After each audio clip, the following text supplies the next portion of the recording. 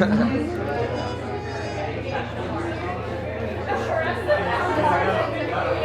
stand behind the camera or not just? I stand here, like then I enter. I stand here, right?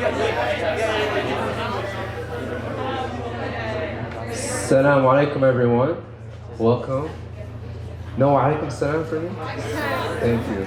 I'm going to invite everyone to come and sit on the carpet if you'd like. That's what we brought this out here for, so we can create a cozy environment.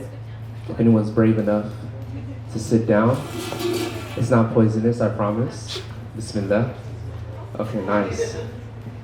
And the rest can either stand or sit on the couch. Nice. Yeah, I feel like an Ustad. Okay. So, just some housekeeping things.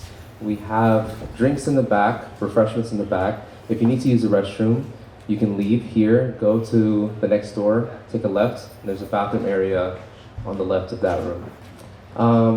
The scheduling program is going to start with a few of the Kahf team members, Muhammad, Abdullah, myself, and then we have Rice Professor, C.D. Danny, to come and talk about an article that he wrote inside of the magazine. You also have a chance to purchase the magazine in the back. With each purchase comes a bouquet until we run out. Let me see if I'm missing anything. Anything else? Khalas? All right, Bismillah, we're going to start with Muhammad Shabab. Give it up.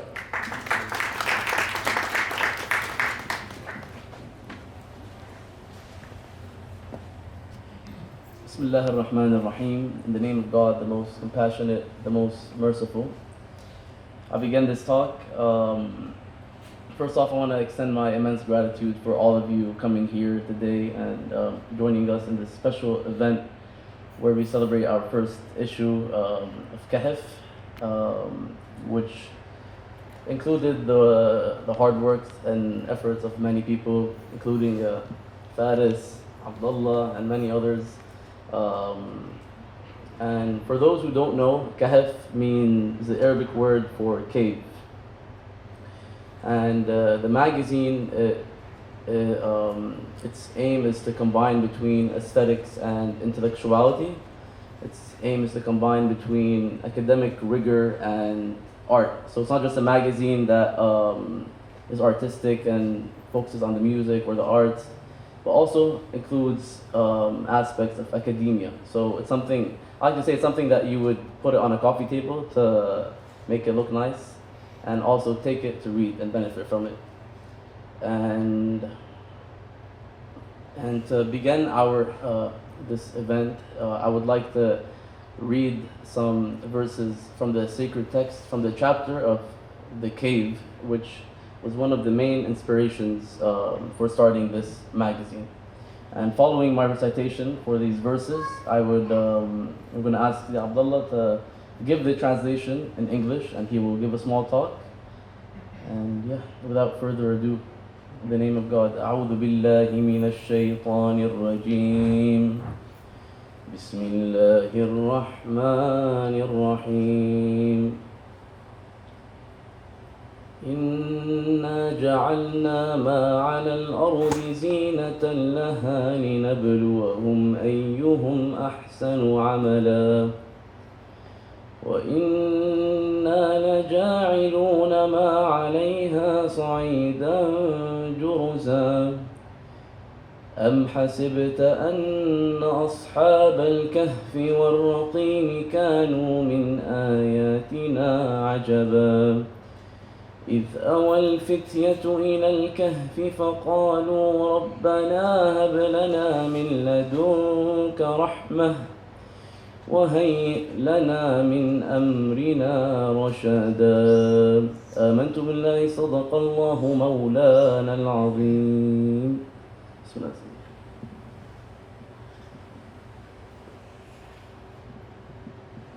Assalamu alaikum. Good evening, you guys and gals. Welcome.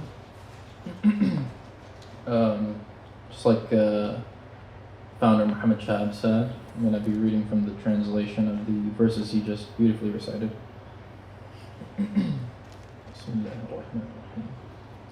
Verily have we made everything on earth a fleeting bedizening of it, to try them dire which of them may prove better in works.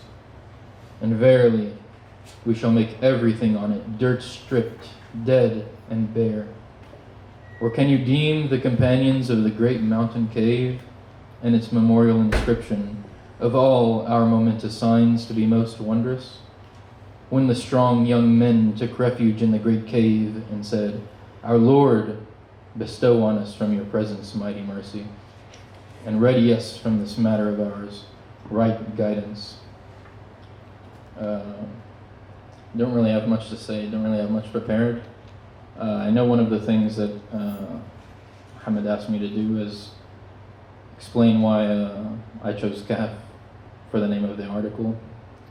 I thought it was appropriate given the subject matter. Like he said, it's kind of an exchange of academia, aesthetics, art.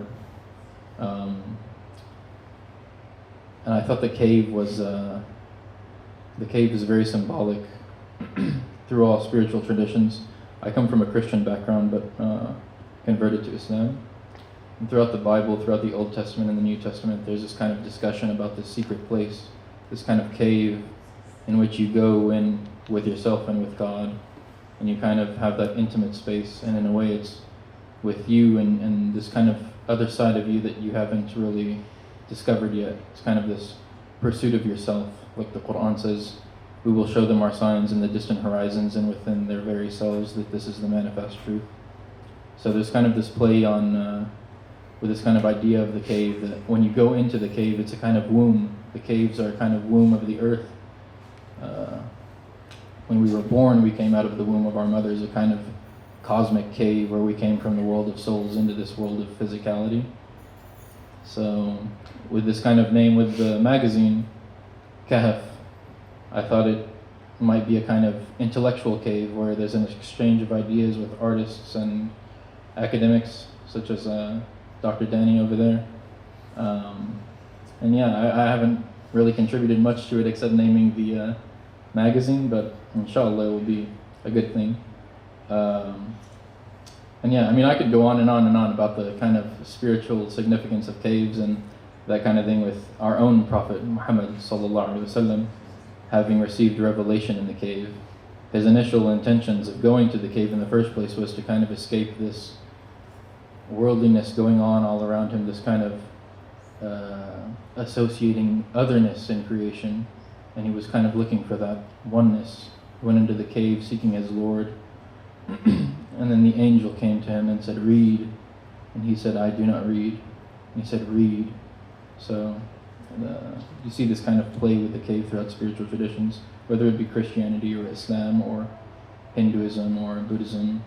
And so Kahf is open for everyone to come and kind of exchange their own ideas and contribute whatever they have without compromising our own ideals, without kind of crossing the lines of what some might say is perennialism or universalism or whatever else. It's a kind of, like I said, a kind of agora. In the Greek tradition, agora meaning the gathering place where ideas are exchanged. So yeah, inshallah it's a good thing. Inshallah tawfiq. But I guess with all that said, I was given a poem to read. Unfortunately, a poem that I did not write. I think the author is Sarah Nimr, or Sana Nimr. So if you're out there or you're going to listen to this later on, I'm sorry for butchering your poem. It's a very beautiful poem, but I'll try and do it justice.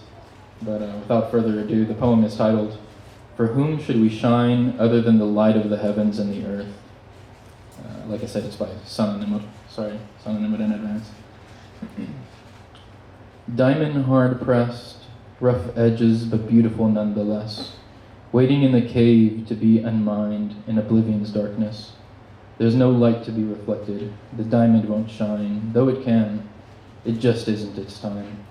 When its sentence ends, bars rolling with a clink to the side, how felicitous a find it will be, like Yusuf alayhi salam, to the king of muddled dreams. Diamond like man, forged from carbon, the same molecules burned for fuel, with patience became pure and resolute, not chiseled down to earn adoration, being wrapped around a finger, isn't what the years were for, rather dedicated to a devotion much higher, much more. That's a short poem, but like I said, sorry. Without further ado, I think we're bringing on Abdurrahman, film guy over here. Thank you for your time. Enjoy.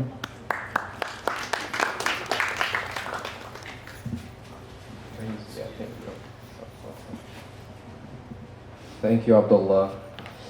Okay, Bismillah. I was given a poem to read 15 minutes ago, so I apologize if I also butcher this. I should read more, but okay, let's see. Bismillah. Okay, this title is Ashab Kahf by Sayyid Kabir Hassan. It has some nice painting visuals in here as well. Okay, starts off with a quote. One day, I woke up and we no longer spoke the same language. I haven't heard from you since. The quote is by Hisham Siddiqui. The poem begins by, where else have I known you? The silver shards of an ashen evening, where the world is blue for a while, musk sprinkling down its throat, a sword clashing incarnations. Mount Sinai used to carve down in the chunks of your collarbone. Now it seems anyone could talk to God without burning a little. Give me a prophecy from behind your tinfoil lids, and a coin too late in time to buy a bunch of saccharine flowers. These feet brush and respond for its own sake, but I cannot. Imagine somewhere in this land there would be a jasmine mound above you that is so lost it cannot even be flattened by the Edessa army. I apologize, it's broken up in a very strange way, so I'm like trying to read it. Okay. Torn flesh stitched with silk, still in needles. All my recipes with heifer's milk have died with your bare foot, drying on your Philistine lips, barefoot, not because it was on something pure and holy, but because it was easier to be lost in you and never care to find a way out. And so, I'll be water for you. I'll be liberation. I'll be your drowning, your memory, fusing into the afterlife. But even a liquid has its limits in loving you. It could always be absorbed. So, I'll be midsummer Alazila, harvesting itself and tossing down the slope, stockpiling into bones, sneezing a residue in an emperor's court. God be merciful. The river that could have drowned me reflected back my face, and I could see the night has sunk in, and the spring gave in to the rain. Everything around me, the way. After mending it, you break the jigsaw to keep it immortal. I could never be water. It was not something you could hold for long in your palm like humans. It always reeks out. But don't you see, 300 years and still like water I am, spreading and taking your shape from the time since you held me. That's it. Awesome. Okay, cool. I'll transition and give it over to Muhammad. Thank you, Abdurrahman. We're going to welcome Sidi Dani, who is a professor at Rice University and one of our teachers, a very brilliant and knowledgeable man, has been supporting us since the beginning of Kahf. And in my opinion, he wrote the pearl of the first issue. His piece was, in my opinion, my humble opinion, the best piece in the first issue. And without further ado, I give it to Dr. Dani.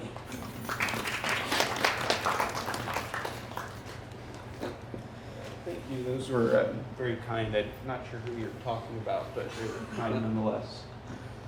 First, I want to thank Muhammad for the opportunity to write, and also to congratulate him on this exceptionally beautiful and quite reasonably priced object that you could buy back at the table. So, if you have a coffee table, you can put it on it. I'm going to give a bit of just a few remarks of backdrop, and then I'm going to read the piece. The piece ostensibly is about a Werner Herzog film, a documentary from 2010 called Cave of Forgotten Dreams. Is that better? Yeah, that's good. Okay. And for those, show of hands, who has seen Cave of Forgotten Dreams? Anyone? Okay. For those of you who haven't, I want to encourage you guys all to see it. It's an exceptionally visually arresting and stunning. But I think the reason I picked this, I got a phone call from Muhammad, and it usually when he asks to write, he starts by he'll call and then he'll say Assalamu alaikum and then ask if you'll do something for him, and I have a hard time telling him no, and he then says some very kind words. Again, I'm not sure who he's talking about, but they're kind nonetheless. And he asked me to write something about caves. And so I thought, what could I pick? And he said Plato was taken, and Jung was taken, and then I'm not very good at Arabic, so anything with the word Kahf was also off the table, and so I was kind of left with I wasn't sure what to write about. But I love this film, and so I chose to write about this. And what I chose to write about it was, I think in it there are two things that Herzog does that have kind of dogged what I would call the hermeneutics of a cave. It's kind of these things that have really restricted how we think about caves in Western Christendom or the Western imagination. And those two things, and this is where the backdrop, and I'll get to reading it. The first is what I would call the aestheticization of art, and I think this fits into what Kahf is trying to do. And with the aestheticization of art, what I mean is there's a certain tradition coming from Kant and Hegel, whereby art is taken as something out of the world itself. Think of this as the gallereification of art, right? The invention of the word aesthetics in 1750 by a man named Baumgarten, you have this idea that art is something that should be on a wall, it should be separate from everyday life. And this is something that Heidegger in a 1950 piece called Origin of the Work of Art really takes a hammer to and wants to say, no, let's go back to this. Derrida referred to it as that the piece itself works to untie what still keeps Hegel's aesthetics on the unperceived grounds of metaphysics, right? So the first thing I think that Herzog does that gets right at the heart of what Kahf is doing is it makes kind of art is something out there. It's not something you encounter in your everyday life. And the second thing is I think the legacy of Plato has really crippled our ability to think about caves, at least in what would be Western Europe and the United States, in a certain Greco-Roman tradition. Right? And what specifically is that someone like Hannah Arendt or Leo Strauss will think of the Republic, where the cave shows up, as a political text, right? It's about this ideal city. Alan Bloom, late University of Chicago professor, who to my mind is the finest translator of Plato to the English language has ever seen, says the text is about irony. It's about the Socratic dialogue. I would make a case that the Republic is actually about images. And it's specifically about the impoverishment of images, the idea that the image is a copy of an ideal form that we then have to. And so that way, any engagement with an image is necessarily this impoverishment. And what I try to do in this is sort of push back on that and say perhaps maybe images, rather than being this impoverishment or deprivation, is an opening itself. And what I think is at stake in both of that kind of taking art out of the everyday world, or art out of the normal banality of life, and this idea that images are impoverishments, is it really arrests the imagination. So what I tried to do in this was go after and try to save the imagination from those two things. And in a certain way, almost kind of trying to storm the gates of Plato's ideas. But so with that, I'm gonna read this. If anyone has anything that they find woefully objectionable, maybe throw one of your recently bought magazines at me. December 1994. A cave is discovered by 3 explorers. The trio happened upon it while tracking drafts of air. Almost immediately, the newly found natural grottos were named Chauvet and doored off to the world. They remain still today behind lock and key. Chauvet contains the oldest paintings ever discovered, preserved for millennia by stone and happenstance. The paintings are delicate and need protection. At least that's the official story. Similar caverns at Lascaux and Altamira had been invaded by uncontrollable mold brought on by human breath. The cave and its contents were once an unknown known, now they're an unknown known. Perhaps all caves are like this. Cave of Forgotten Dreams is about the eponymously named Chauvet Earth Rooms. Directed and narrated by Werner Herzog, the 2010 film casts attention to some 32,000-year-old paintings, a perfumer's quixotic errand, and the possible future stomping grounds of albino crocodiles stewing in atomic water. Cave is a documentarian's obsession with, quote, one of the greatest discoveries in the history of human culture. I don't know what a unit of greatness is, maybe it is counted in joules. Similarly, human culture's birth date has yet to be discovered. It doesn't have a birth certificate after all. Herzog, nonetheless, may be right. The cave may be one of our greatest discoveries. Chauvet's panels of lions and seeping water stalagmites, carmine handprints and bear tracks are spectacular. Nonetheless, mapping Chauvet onto the ping-pong of the history of human culture is a slippery affair. Cave also deals with cinematographic process and access procedures. The, quote, climate and ecology of Chauvet is so delicate that visitors aren't allowed in, save for a select few. Again, please do remember the dangers of human breath. A cohort of experts, a smattering of ministers of culture, a director and his crew round out Chauvet's official guest list. Herzog and his crew were only granted access with tremendous restraints. They were, quote, only allowed access for 4 hours a day for a week to carry only what we could carry in our hands, lights that emit without any temperature. Importantly, they could never, ever touch anything. Herzog's gait was restricted to a metal sidewalk. He had to exercise extreme caution.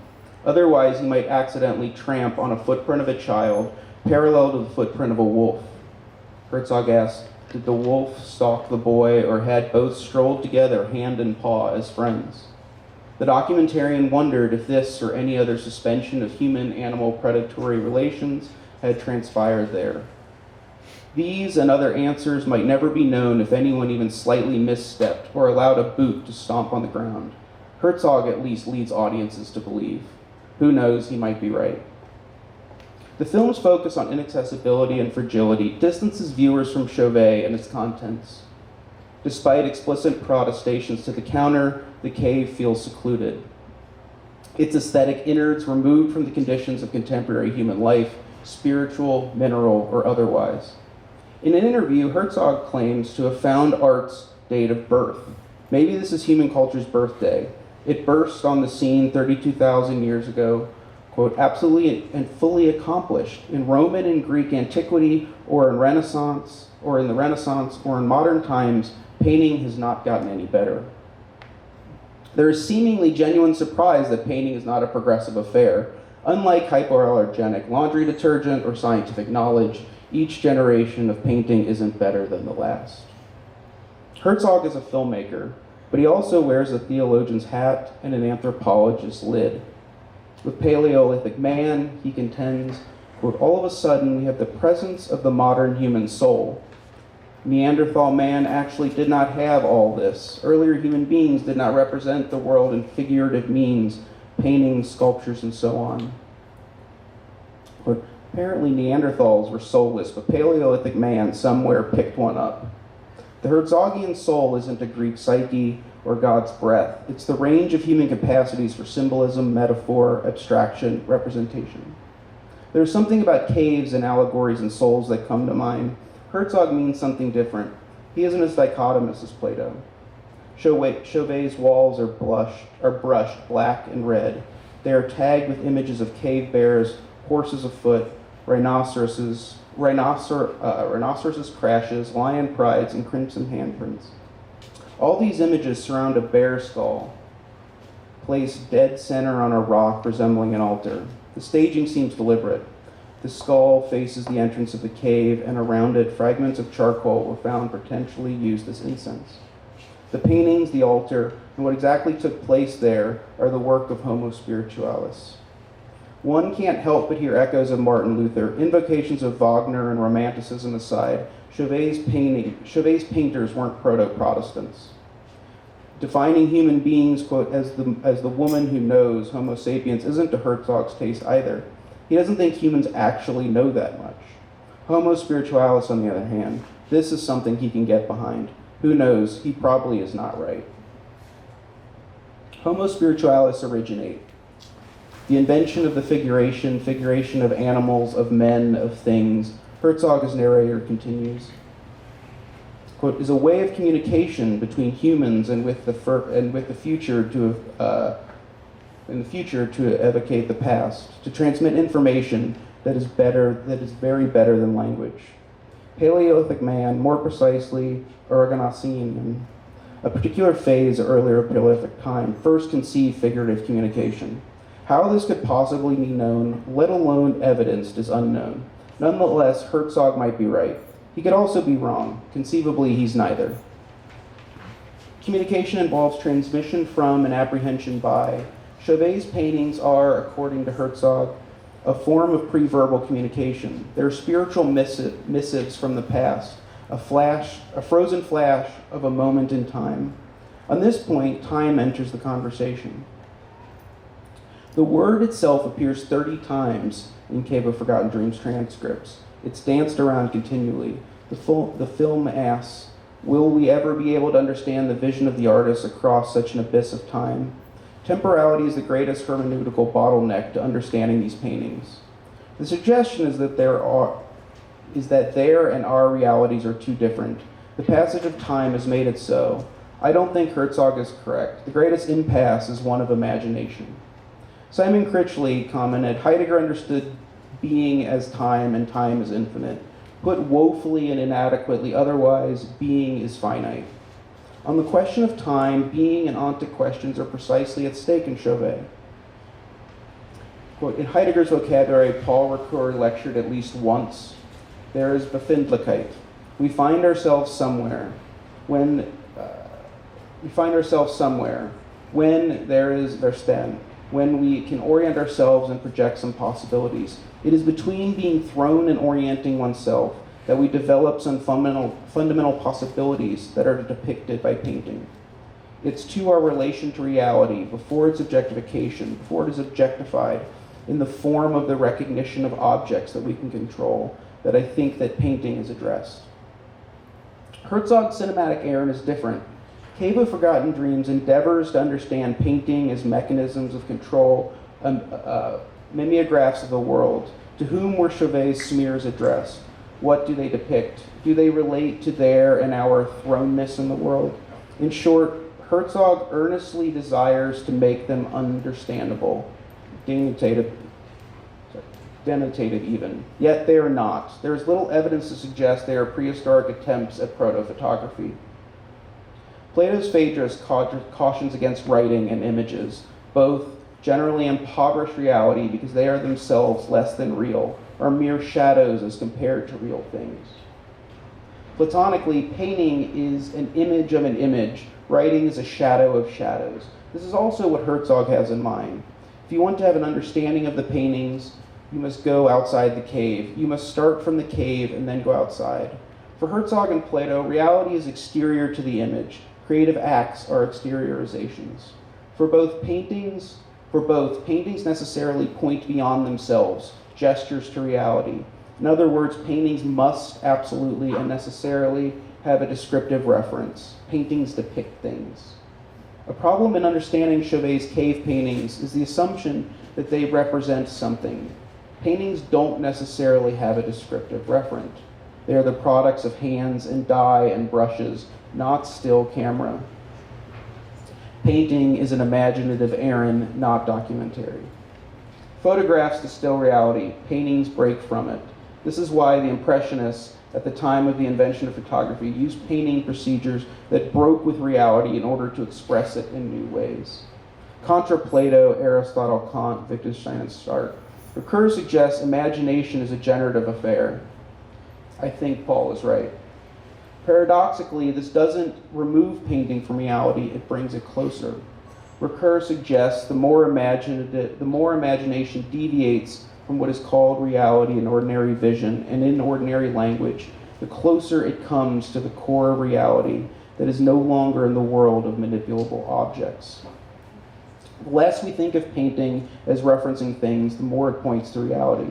A reality existent independent of thingness, thinking through further painting and imagination. Ricoeur continues, quote, "It's when a descriptive reference is abolished that a more fundamental reference is displayed. It's not a reference to a something, to objects, or to things, but to a pre-objective situation of our existence. Each painting is an imaginative variation concerning a mode of relatedness to the world. Relatedness to the world is a circumstance of being. Thingness is a condition of reference. Objects in the world have names. However, painted objects can almost never be labeled. Echoing Ricoeur, I want to suggest when we can give no names to in the ordinary world to the things depicted, then we have to do with unseen and unheard objects, and in fact, with no objects." Painting is, Ricoeur continues, not denotative but connotative. In the connotative itself, there is something ontological. It is an imaginative relation to reality. Nonetheless, relations and conveyances aren't the same. Painting doesn't need an objective reference to construe reality. Rather, when we can no longer name objects in a painting, then what are expressed are some fundamental tensions that relate us to the world as a whole. Chauvet is a cave, not a temperature-controlled gallery. Dye is coated on rock, not canvas. The images are distant, not by time or locale, metaphysics or velvet ropes, stalagmites or doors. They are faded by our relationship with ourselves, by an impasse of imagination.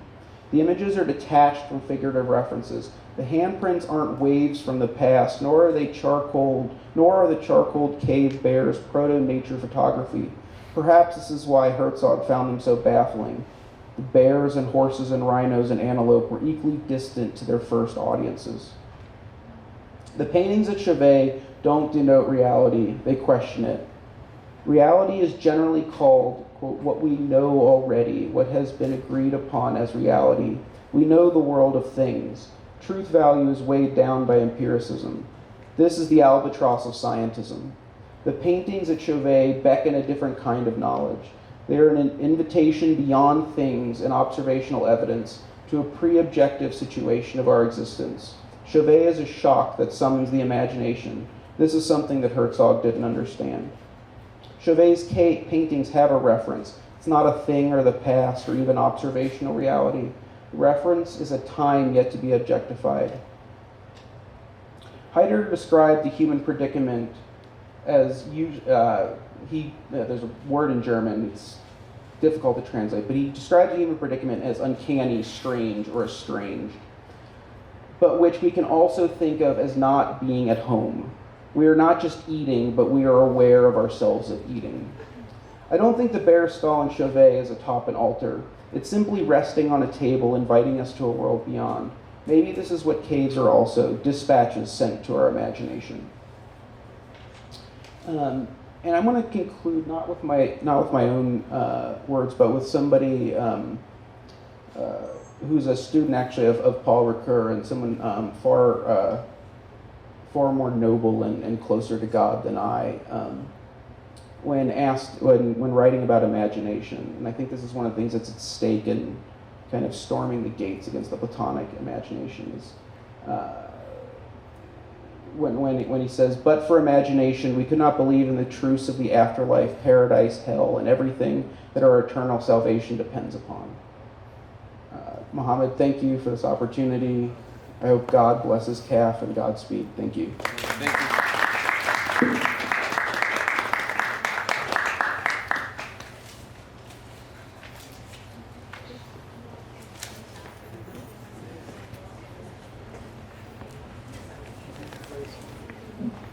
Thank you, Dr. Danny, for a beautiful talk.